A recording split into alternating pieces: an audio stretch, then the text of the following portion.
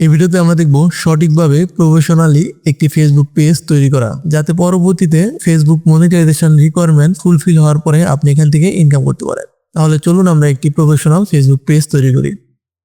সেটির জন্য আমরা প্রথমেই চলে যাব ফেসবুকের যে অফিসিয়াল অ্যাপ্লিকেশনটি আছে সেটিতে। এটা হচ্ছে আমাদের ফেসবুক আইডি। তো এই আইডির আন্ডারে আমরা একটি ফেসবুক পেজ তৈরি করব।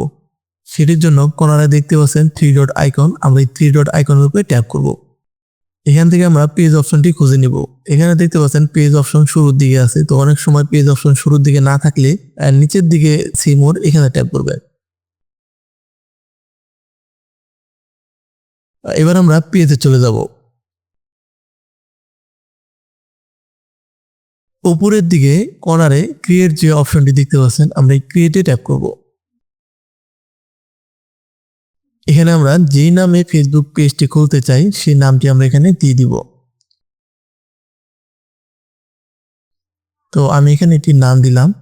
এবার আমরা নিচের দিকে নেক্সট ট্যাপ করব। তো এখানে আমাদের ক্যাটাগরি সিলেক্ট করতে হবে। এখানে 2টা অথবা 3টা ক্যাটাগরি দিতে পারবেন। আপনার পেজটি যেই টাইপের সেই অনুযায়ী 2টা অথবা 3টা ক্যাটাগরি এখানে দিয়ে দিবেন।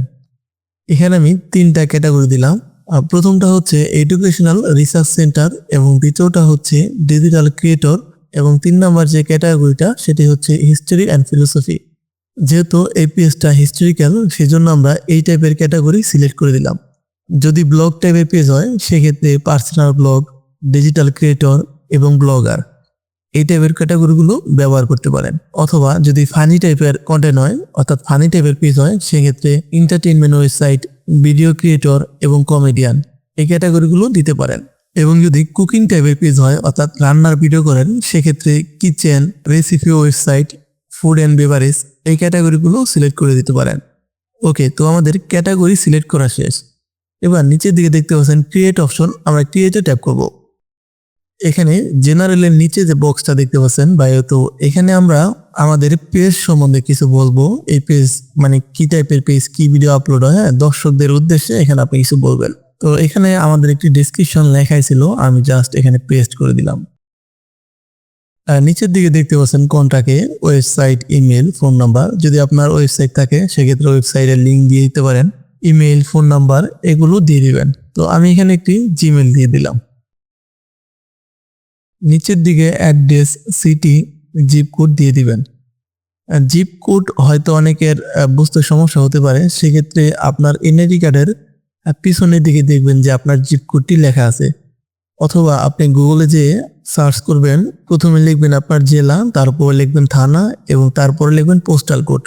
এই 3টে একসাথে লিখে আপনি সার্চ দিবেন, তাহলে পেয়ে যাবেন জিপ কোড। জিপ কোড এবং পোস্ট কোড 2টা একই জিনিস। তো এখানে আমরা আমাদের অ্যাড্রেস এবং জিপ কোড দিয়ে দিলাম। এবার একটু নিচের দিকে স্ক্রল করে আসবো।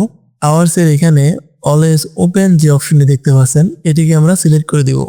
এখন আমরা এবার নেক্সটে ট্যাপ করব। এখানে আমরা প্রোফাইল ইমেজ এবং কভার ফটো দিয়ে দিব।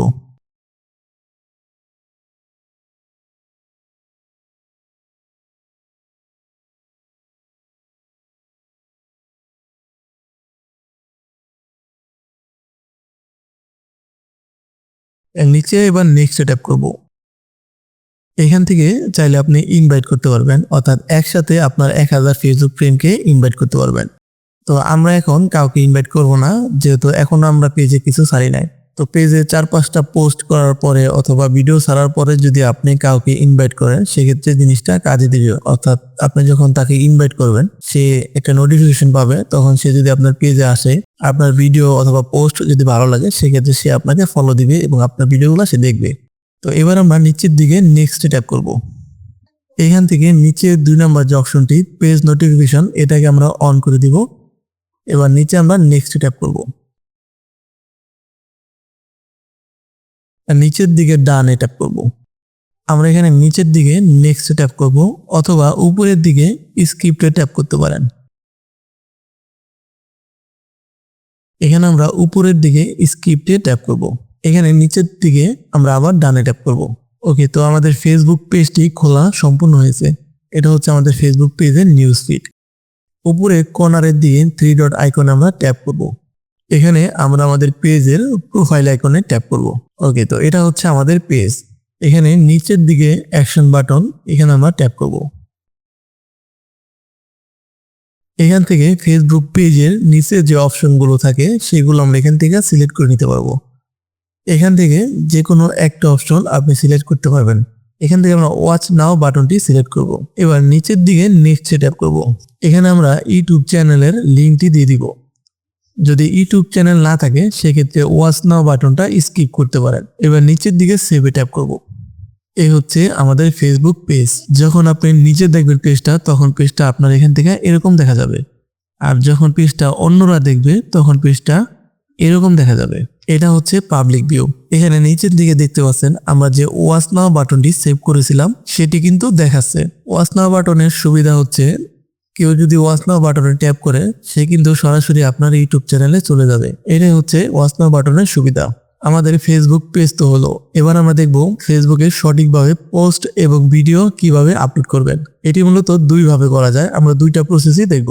তো প্রথম প্রসেসটি হচ্ছে আমরা ফেসবুকের যে অফিসিয়াল অ্যাপ্লিকেশনটি আছে সেটি দিয়ে পোস্ট করব। এখান থেকে উপরের দিকে প্লাস আইকনে ট্যাপ করব, আর নিচে দেখতে পাচ্ছেন পোস্ট, হিস্টোরি, রিল, লাইভ সবকিছু কিন্তু এখান থেকে করতে পারবো। এখানে প্রথম যে অপশনটি ফটো এন্ড ভিডিও, এখানে ট্যাপ করব। তো এখান থেকে আমি একটি ভিডিও ইন্ট্রো সিলেক্ট করে দিলাম ছোট, এটা জাস্ট দেখানোর পারপাসে।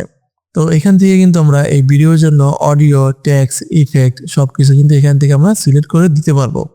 এখানে উপরের দিকে কিছু একটা ক্যাপশন লিখে দেই এবং নিচের দিকে যে রিলেটেড ভিডিও ওই রিলেটেড 2 থেকে 3টা হ্যাশট্যাগ দিব, তবে এর বেশি দিবেন না, অথবা সর্বোচ্চ 4টা। এবং ফেসবুকে হ্যাশট্যাগ গুলো নিচের দিকে দিবেন, অর্থাৎ উপরে ক্যাপশন নিচে হ্যাশট্যাগ। আমরা যেমন ইউটিউবে হ্যাশট্যাগ গুলো উপরের দিকে দিই, কিন্তু ফেসবুকে কিন্তু নিয়মটা নিচের দিকে।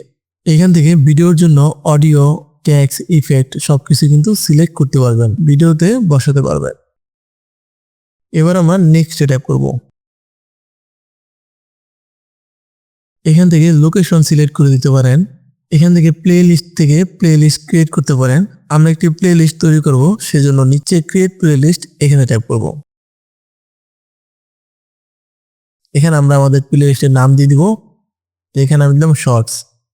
তো প্লে লিস্ট হচ্ছে আপনি যেই টাইপের ভিডিও আপলোড করবেন সেই অনুযায়ী আপনি অনেকগুলো প্লে লিস্ট করতে পারেন বিভিন্ন টাইপের। যেমন ধরেন আপনি লং ভিডিওর জন্য একটা প্লে লিস্ট, শর্ট ভিডিওর জন্য একটা প্লে লিস্ট। প্লে লিস্টটা হচ্ছে ধরুন আপনি ব্লগ ভিডিও করেন, তো সেক্ষেত্রে আপনি সিলেক্ট করতে গেছেন, তো সিলেক্ট করতে যাওয়ার পরে আপনি সিলেক্টে অনেকগুলো ভিডিও বানিয়েছেন, সেই সমস্ত ভিডিওগুলো আপনি একটা প্লে লিস্টের আন্ডারে রাখলেন, যাতে আপনার যারা দর্শক আছে, ভিউয়ার্স, তাদের যাতে খুঁজে পেতে সুবিধা হয়। আবার ধরুন আপনি সিঙ্গাপুর ঘুরতে গেলেন, তো সেক্ষেত্রে সিঙ্গাপুরের সমস্ত ভিডিওগুলো আপনি একটা প্লে লিস্টের আন্ডারে রাখলেন, যাতে আপনার যারা ভিউয়ার্স আছে তারা যখন খুঁজবে সিঙ্গাপুরের ভিডিওগুলো দেখতে চাইবে, তখন সে ওই একটা প্লে লিস্টে গেলে সে যাতে সমস্ত সিঙ্গাপুরের ভিডিওগুলো পেয়ে যায়। তো এটা হচ্ছে প্লে লিস্টের সুবিধা। এছাড়া আরো অনেক বেনিফিট আছে। নিচের দিকে সেভে ট্যাপ করব। তো দেখতে পাচ্ছেন আমাদের একটি প্লে লিস্ট ক্রিয়েট হয়ে গেছে। এখন যদি আমরা আবার যাই, দেখতে পাচ্ছেন আমাদের প্লে লিস্টে। এখান থেকে এবি টেস্টিং এখানে ট্যাপ করব। কভার ফটো টেস্ট এখানে ট্যাপ করব। এখান থেকে আমরা ভিডিওর জন্য থাম্বনেল অ্যাড করব, সেটির জন্য নিচের দিকে অ্যাড ফ্রম গ্যালারি এখানে ট্যাপ করব। এখান থেকে আমরা আমাদের ভিডিওর থাম্বনেলটি সিলেক্ট করে দিব। আমার এখানে থাম্বনেল নেই, সে কারণে আমি দিলাম না। তো আপনার এখান থেকে থাম্বনেল দিয়ে দিবেন, যেহেতু আমার এই ভিডিওটা এমনিতেই দেখানোর পারপাসে। এবার উপরের দিকে সেভ এখানে ট্যাপ করবেন। এখানে কিন্তু একাধিক থাম্বনেল ব্যবহার করতে পারবেন। তো একটা করে থাম্বনেল দিবেন, উপরের দিকে সেভে ট্যাপ করবেন, তাহলেই সেভ হয়ে যাবে। নিচের দিকে যে ভিডিওর ফ্রেমগুলো আছে এগুলো থাম্বনেল হিসাবে ব্যবহার করতে পারবেন।